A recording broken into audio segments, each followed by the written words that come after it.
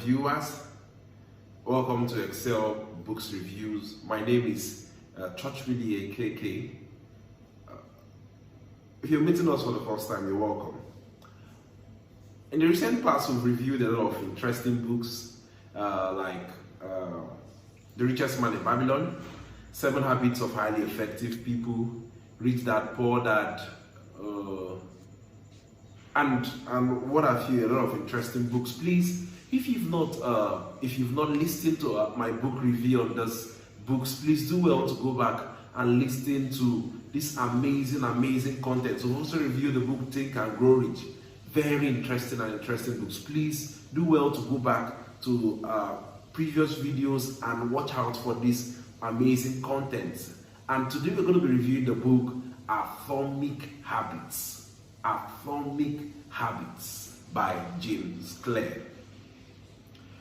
Our way of reviewing books, I don't just pick books and say I want to review. No. I look at books that have affected my life, that I'm seeing the proofs in my life before I pick them to review. And Atomic Habit is one book. I'm glad to announce to you that I went for a retreat one time, a personal retreat, self-development retreat, and I went to this book. It did a lot of shift. It did a lot of transformation. It changed a lot of mindset about some things to me, and that's why I'm choosing to review this book. Now, please listen to me. This is not the kind of book you just come and listen and look. There are a lot of things to write down. So you can get a pen and you can get the paper so that you can jot some things that will be beneficial to you. Now, the book Atomic Habits, we are what we repeatedly do. Our lives are a accumulation of our habits. We are our habits. We are what we repeatedly do. So that's why some people have a particular kind of character and they keep doing these things a particular day. At the point they want different results. You can't have a different result. It's garbage in and garbage out. That's what our characters are. Now I say, the quality of our lives is always dependent on the quality of our habits. Habits are a compound interest of self-improvement. Now I tell you this. If you improve yourself by 1% every day in 1 year, Atomic Habits by James Clear say, in 1 year you'll be 37 times better than you are. Someone can try this and say, every day I want to learn something new, increasing and improving myself by 1%. They say in a year you become 37 times better. It was proven. A particular group was failing consistently until a unique man that understands this principle came and introduced them how to change little things, how to make little tiny changes that can bring out huge and amazing results. It doesn't have to be all the processes at the point. We can start changing little things, and from changing little things in little corners, they all amount to the great change you want to see. But the problem at most times is we want automatic changes. I'm going to show us as we go by. It says, habits appear to make no difference until you cross a particular threshold and unlock a new level of performance. I started gymming today and I want the 6 packs today. Thank you. You just started the gym today. You want the 6 packs to appear. That's what we do whenever we start new habits. I want the habits to start appearing immediately. And we want the change. You want to see the change. You're on the big size. You want to get slim. You just go to gym now, today. And when you come back, you expect that you're looking at the mirror. You want to see a slim person. Thank you so much. But you must do it consistently, and over a time, the result you want to see will start showing. Now, Atomic Habit says, forget about the goals, focus on the system. Forget about the slim fit you want to be. What are the systems around? What are you doing about getting slim, getting into shape, getting into that figure you want, the model figure?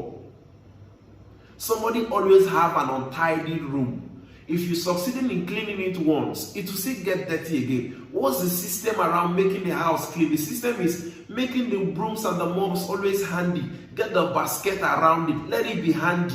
Get the waste bin around so that whenever there is a waste, you put it there. You're creating a system around it. So how do I get myself to always read all the time? I will create a system around reading, not just to finish a book. You can finish. The goal is not to read a book. The goal is to become a reader. The goal is not to run. To run is to become a runner. So forget about the goals and focus on the system. So you don't rise to the level of your goals. You always fall to the level of your system. There are 3 levels of behavioral change. 1 is outcome. 2 is process. 3 is identity. Outcome has to do with what you want to achieve. Process deals with what you're doing to achieve what you want to achieve. Then identity has to do with belief system. But believe you me, out of these 3, the most authentic is your belief system. Because your mind will always, out of your mind flows the issues of life. You are who you think you are. You're what you think you are. As a man thinketh is in his heart, so he is. So you can't be thinking different things and be saying, so it has to do with your belief system. Do you believe that you're a person that was walking into a sleep? Do you believe you're a reader? Do you believe you're someone that a praying person? What's your belief system? Your belief system has a way of rubbing off on if your character, if you're going to form new or good habits or not. So 2 things change. There are 2 steps or 2 change processes. 1 is decide the kind of person you want to become, and 2, prove it to yourself with small wins each day. Each habit you portray is a vote for the kind of person you want to become. So every morning when you wake up, you say, I want to become a reader. What it means is that you place a vote every day by reading. I want to become someone that always meditates. So every morning when I wake up, I strike a vote. I do something about what I say I want to become. That's why I say your belief system matters a lot. Your identity, who you think you are. There are 4 habits or 4 habit loops. 1 is cue, 2 is craving, 3 is response, and 4 is reward. Now I'm going to show us the 4 laws if you want to form any habit.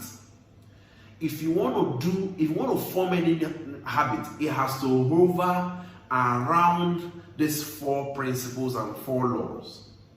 Q has to do with seeing what you see, the attraction, then craving has to do with the longing to do the stuff. Then response is doing the thing actually.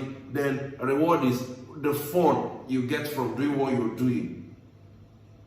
The first law, there are 4 laws of habit formation. If you want to form any habit, I'm giving you secrets. I've tried them, it has worked. If you've not subscribed to this channel, please, what are you waiting for? Do well to click on the subscription button now so that you can always be the first person. Click on the subscription button, click on the notification button. So once there's any new video that comes up, you'll be the first person to get it. You want to be getting this kind of content of amazing book reviews, then click on the subscription button. I go over the 4 laws. Say one. The first law is make it obvious. You want to form any new habits. You want to start doing something you were not doing before. 1, make it obvious. How can I make it obvious? Is what somebody will ask. A Apropos doctor in Twitter will always say, drink water, drink water. So let's use that as an illustration. So apropos doctor, if you're here, promoting one of your slogans and it's helping people a lot. So just like saying, okay, drink water. Now, how do I make it obvious? I make it obvious by having bottles of water. Maybe I wake up in my room and I want to drink it first thing in the morning. Just like apropos doctor, I've said drink water all the time, maybe drink this quantity of water. Then I get to a bottle of water. Then I keep at the center of my room if I have a table. When I wake up, the first thing I'm seeing is the water. And I'm remembering that I have to drink water. Making it obvious is keeping it in place, keeping the habit formation, or keeping that thing you say you want to do in places you can easily see them. Make it obvious. Just like saying, I always want to gym. That means my gym materials must be out. I must keep my gym shorts, my jerseys and all that. I'm going to keep it where I will always see. Just like saying, this is the kind of life I want to live. This is the kind of person I want to become. Making it obvious can mean to me that I can I can place the pictures of the kind of cars I want to drive. Yes. I can place the kind of houses I want to have. Seeing it every day helps me to know where I'm going to. I'm making it obvious. It's a habit formation. Make it obvious. Let there be a constant reminder of that habit you want to form. It's making it obvious. Now, there's one simple way or one principle James Clear of Atomic Habits suggested. He said habit stacking. And that's what he called habit stacking. He said identify an existing behavior and stack a new habit to it. Something you know you always do, you can identify it and stack a new habit to it. Whenever I'm eating, I always do this. I can maybe have a medication or vitamin I want to take. Habit stacking can help me that whenever I'm eating, I keep it by my side and take it. It's making it obvious. Keeping that vitamin or keeping that thing you want to take when you're eating in existing culture, keeping it by your side so that you don't forget it. That's one. Two, I want to form a new habit. One, make it obvious. Two, make it attractive. Let there be a longing. Let there be an appetite. Now, it says make it attractive. It has to do with craving. Now, there is a principle that Atomic Habit has suggested temptation bundling. What's temptation bundling? Something I know connecting a habit you want to start with a habit you already want to do. There are persons that might never read some magazines. There are some persons that might not read some magazines. So, temptation bundling has to do with, okay, whenever I want to make my hair, I'm going to read a celebrity magazine. I'm going to read the news. I'm going to read an economic news. Because I know I'm going to go to the hair salon, as maybe a lady, she goes to the hair salon, she can have that time to read it. She's forming a habit with an existing habit. That's called temptation bundling. Make it attractive. Now, it also has to do with maybe when I want to stop a habit, when you want to stop it, make it unattractive.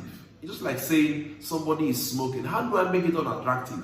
By going to get information on what are the dangers or what are the negative effects of smoking. I'm making it unattractive. Also, making it obvious. How can I make it unobvious? I don't keep the cigarettes where I will see it. I don't keep those things I say. I don't keep anything around me that was going to remind me of that bad habit. It's just like someone that is addicted to pornography.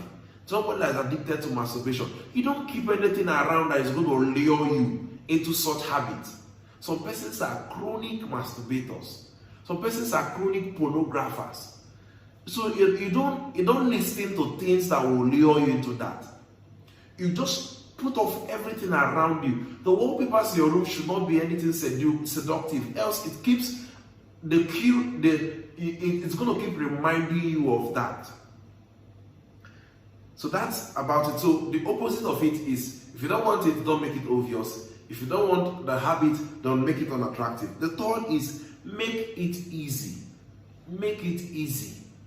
You want to start a new habit and you're making it difficult. You want to start working out and let's say you want to start by running 10 kilometers. You will never form a new habit. You want to burn fat. You can take it one step at a time. Once your mind records that this thing I'm about to do is not so difficult, I can do it, then it's easier to do. Now you say habits are based on frequency, not time. Habit formation is how many times you are able to do it, because the bad habits you form based on how many times you are able to do it. That's why it's staying. So the new habit is about frequency, how many times you are able to do it. As someone said, if you do something for 21 hours, for 21 days consistently, he has a way of ripping up on your mind, carrying it, that is making it part of you. Now it's about frequency. Make it easy. There's a principle that Atomic Habits gave here. I say how to stop procrastination by the 2 minutes rule. What's the 2 minutes rule? That any new habit you want to form, don't practice that time you're trying to form the habit. Do it in 2 minutes. I want to become a reader. I want to become someone. I tried this and it's working for me. I said, I want to start meditating. I want to have a time during the day where I can think. And it has been very productive for me. I want to start the time when I can think. And then I said, all right, I'm going to start. So anytime I know I'm going to do that, I know it's not going to last for long. I just already know that I want to do it for 2 minutes. I want to do it for 3. I want to do it for 2 minutes. Now the 2 minutes rule say do it for just 2 minutes. You want to work out, do for 2 minutes first. That time you're forming the habit. Do it for just 2 minutes. Your mind is saying it's simple. And you now notice that oftentimes you want to exceed the 2 minutes. You're now the one telling yourself, oh no, let me just do this. Let me just go on. But you already have in mind that you want to do it for 2 minutes. It helps to kill procrastination. It makes making that habit easier to do. Make it easy. Make it easy. Make it easy. Make it simple. Make it easy. Then the fourth is make it satisfying. You're likely to repeat a behavior when you find it satisfying.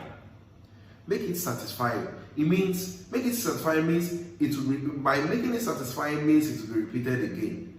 Now, if you want a habit to stick, you must give it an immediate reward. What's an immediate reward? I started doing something recently. I said, okay, every time I'm done meditating, I have a particular sweet I love so much. So I just have a pack of it somewhere. So once I'm done meditating, I know that I'm going to go for a sweet. And it's fun whenever I'm thinking I'm going to meditate because I am making it satisfying. I'm making it sweet and fun enough. Make it satisfying. So if you want to have a habit to stick, have an immediate reward. There's something else I also, whenever I'm done meditating, I have somewhere, I have a box I tick. I write the days from Monday to Friday. I write the different days, then I tick. Monday, did I meditate? Yes, I tick it. It helps me a lot. Did I read a new book? It helps me a lot. So I'll say, all right, did I mark it? Whenever I see that I've marked it, it's fun. I just come and look at it. I'm seeing my score sheet. Make it satisfying. Make the reward. You've seen make the reward instant. Human being will love the instant reward. We want to see that there is a reward for what we are doing. So make it satisfying. You want to create a new habit, make it satisfying. Now, how to stick to habits? Use a habit tracker. Now, what do habit trackers do? They create a visual cue that reminds you to act. Example, alarms. Now, sometimes I have a particular thing I do at different points of the day. I can set alarms. I can set an alarm. It reminds me, a reminder that so time you do this. So these are habit trackers. I can write it on the wall. I can write it that I'll do this at so time. So these are habit trackers. They are motivating because you see the progress you're making. Then it is satisfying to tick good. I said it, habit trackers. They provide visual proofs that you are casting votes for the kind of person you want to become. Now, how to make bad habits impossible? Commitment device. What's commitment device? They make bad habits impracticable to do. Example, it's just like saying somebody, maybe a CEO that has a lot of work to do and is addicted to social media. So a PA is somebody that has so much work to do and is addicted to social media.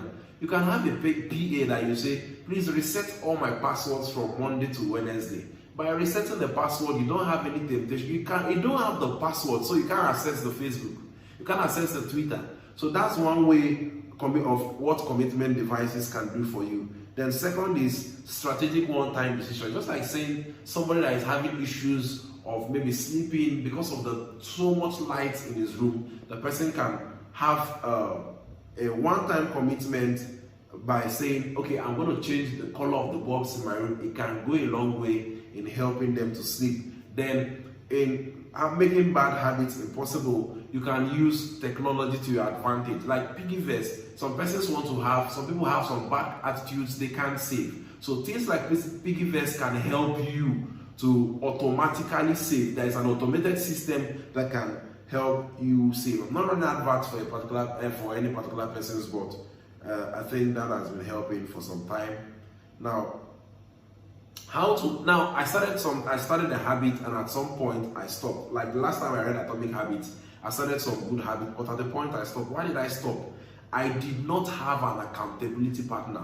Now, Atomic Habits says, have accountability partners. That's where family comes in. You can have a sibling, or you can have somebody around and say, please, I'm supposed to do this by so time. Can you remind me to always do it? Or you have your alarms, you have different things that remind you, but when you know you have somebody you don't want to let down, like a mentor, or you have someone that will always check up on you don't want to let the persons down, then establish a system of reflection and review. How do I do that? I can come out once, I can have a review section, I can have a retreat, I can have a 1 month review and say, after 1 month I should be able to check all the things I'm taking, how many days I've missed, how many days that I've been able to do the habits I've said I've done. Please, it's very important to subscribe to this channel and turn on your notification bell so that once we upload any video, you'll be the first person to get.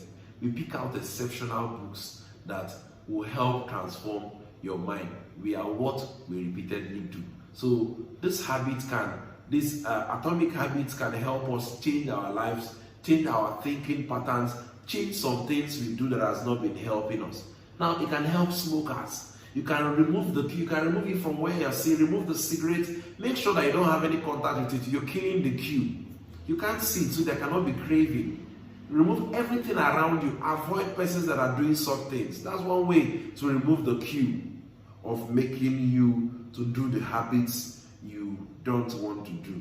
I've had an amazing session. I'm sure you've learned one or two from it. Please do well to write in the comment section what you've learned from this Atomic Habit book review. Maybe you've read the book before. Please do well to write in the comment section what you've learned so that somebody can learn from you as well. Till I come your way next time. The book we've just reviewed, Atomic Habits, is an awesome book. Thank you so much for staying around.